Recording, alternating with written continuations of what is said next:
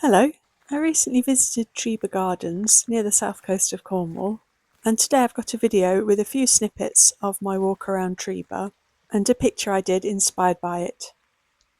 Trebah is a subtropical garden and I absolutely love all the tree ferns and palms that are around, as well as the more traditional English foliage. It covers 26 acres and leads down to the River Helford, which goes out to sea. This is the view from the bottom of the garden over its private beach.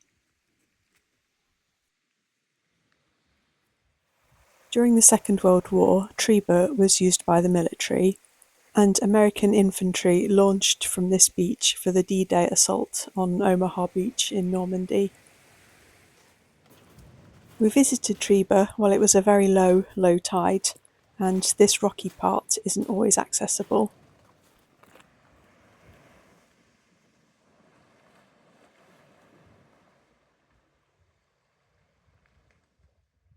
There have been some really mild days this November, and the day we visited was absolutely beautiful. We didn't need coats. I feel really grateful to be able to be walking more normally again now, following my hip replacement, though my back's been playing up a lot, which is why I've not done much art lately.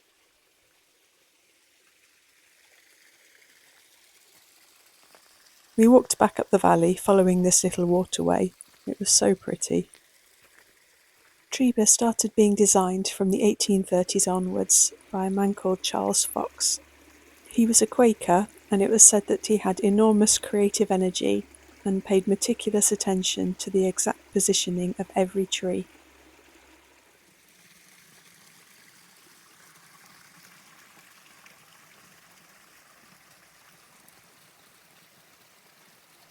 The heron statue in this little glade felt almost magical, with a canopy of red leaves above.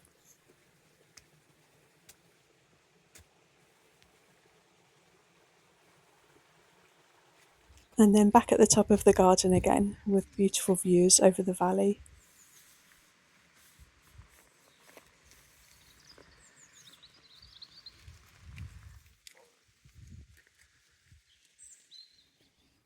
I really loved the variety of leaf shapes in this area in particular.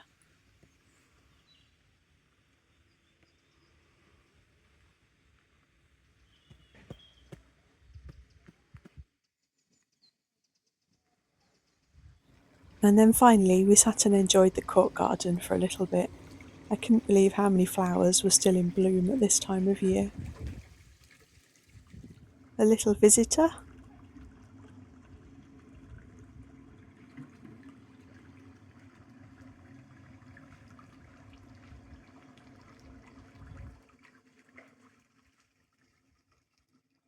Whilst on the beach, I'd seen this house across the water and thought that I might want to paint this scene, and so today I had a go at it.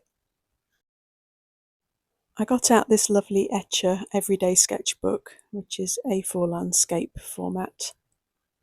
I'm using a size 12 Princeton Neptune brush for all of the painting that I do.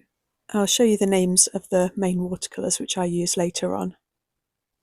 As usual, I don't have much of a plan starting out. I just want to get on with getting some watercolour down on the paper. I know that I'll probably come in with another medium later on, and so I'm not too particular how I'm putting the watercolour down. I'm just thoroughly enjoying myself at this point, splodging watercolours wherever and just enjoying the flow and textures of them. I almost always paint onto dry paper, but I keep my paint quite wet and so they do end up flowing into each other quite a bit. I'll keep the painting part in real time, though I edit out washing my paintbrush and a few small things.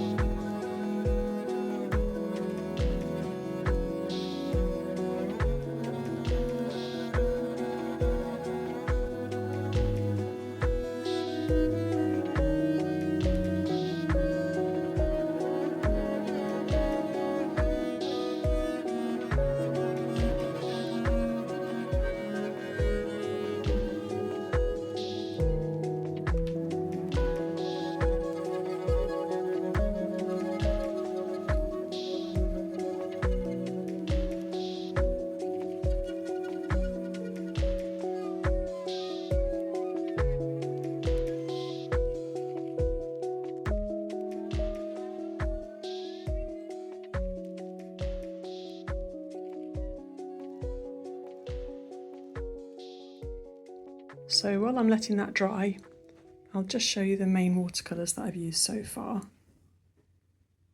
That's Michael Harding's Lapis Lazuli Afghan, Schmincke Haze Indigo,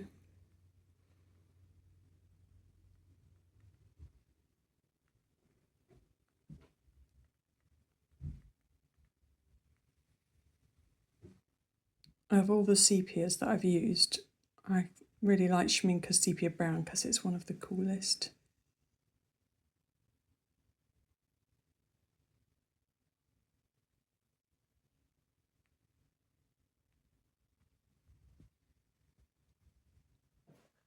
I'll just show you my watercolour setup again while I'm at it. I've had all my watercolour pans in these big Derwent pencil boxes for quite a while now, probably over a year, and I really love having all my paints in one place. But I've recently taken out quite a few that I wasn't using very much, and I'd had some new watercolours like the deep light ones, the M.Graham and the Michael Hardings, plus I'd bought a load of Winsor & Newton paints off eBay, and they were all in separate palettes. But I don't think I work very well with having lots of different paints in different palettes. They end up getting not very used. So I've reorganised everything, and all of my watercolours are now in these 3 tins. So that's those ones. Then the blues and greens.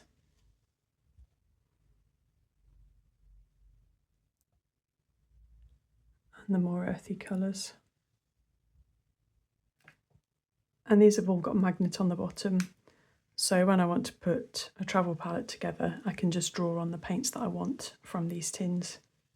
But painting today was really lovely because there's quite a few paints from here. There's some old favourites like A. Gallows Olive Green Deep, Roman Szmal's Peroline Green Deep, the Schmincke Sepia Brown, Shire Grey, Haze Brown, Haze Indigo, but then it was nice to have some of the newer ones there as well.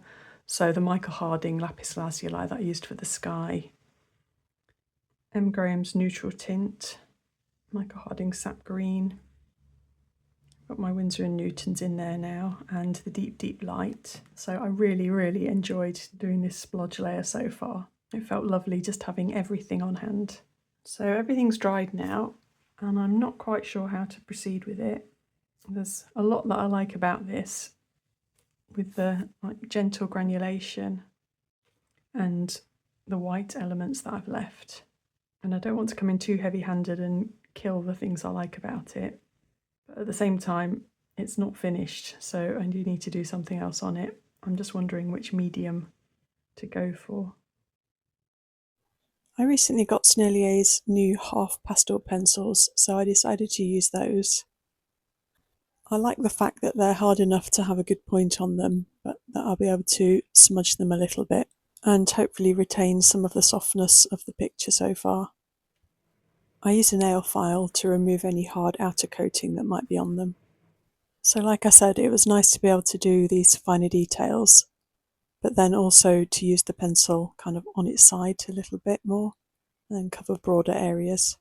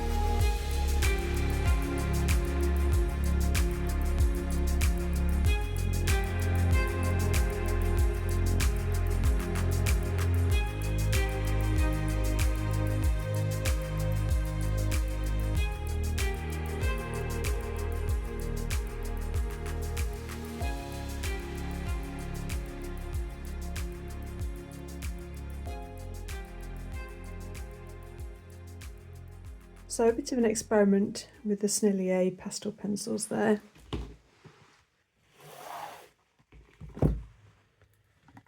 I did quite like using them. I didn't want anything quite as hard as pencil this time round, and these were a happy medium. Though I think for pastel pencils they are quite hard. There were quite a few colours that I really appreciated having, like these darker greens, though I'd have liked some more olivey ones. And there's quite a few dark browns in the set, though they're all quite similar, like medium, I guess medium browns really, and they didn't have a really dark brown. These darker purples are great though. I found that this ochre one was really hard. I didn't enjoy using that one at all. But I was quite glad that the white was, I wouldn't say soft, but it was one of the softer pencils. So I could get the details of these tree trunks and the mast of the little boat okay with it. And yeah, really enjoyed this beigey colour and that kind of raw sienna colour. These were the colours which I used overall, though I couldn't find names for them. There weren't any on the pencils themselves anyway. So not an amazing work of art, but I was quite glad to get back into at least doing some art again. It's felt like quite a while since I've done any really, and I did very much enjoy it anyway. I hope you enjoyed watching as well. Thanks ever so much. Bye!